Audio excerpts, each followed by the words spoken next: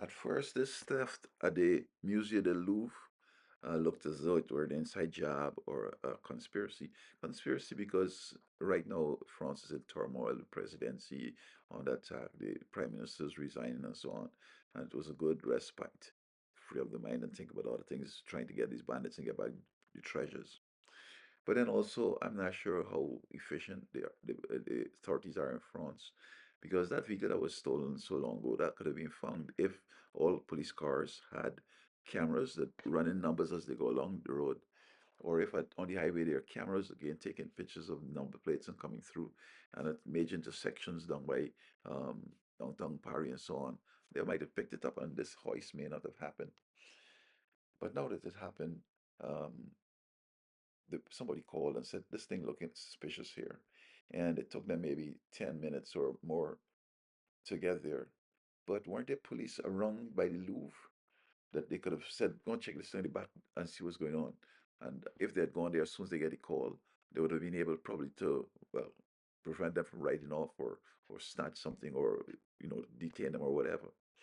um, so the security heard this commotion and they thought maybe it was some unruly patrons. And then, of course, some security guards approached them. And then, of course, they were afraid that the fellas might be armed to shoot them or whatever.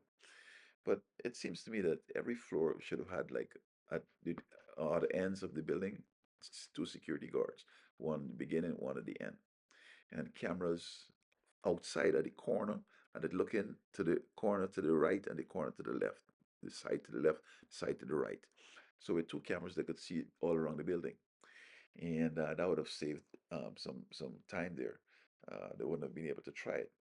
Um, but now that it happened, and they apprehended two of the suspects, it seems to me what they need to do now is create another pyramid and put replicas of the jewels that were stolen in there, and the whole situation, the truck that they use with the ladder, the grinders that they use, the gloves, the helmets, the clothing. Just put a cardboard statue of the people who did it, and have like say 25 or so different exhibits, such that people could even go in there now and take pictures of that. You have to pay to go in there.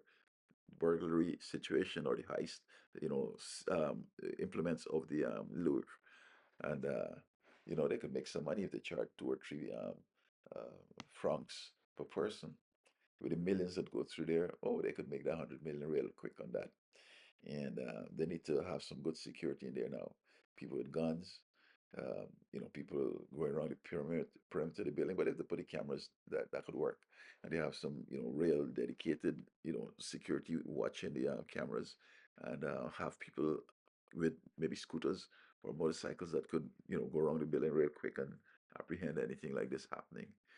So I think it has showed up France, you know, need to improve its security.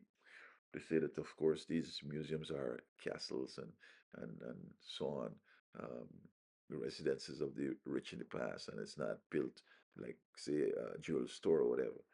But I was surprised that they didn't have a kind of barricade outside of the window, some fabricated metal.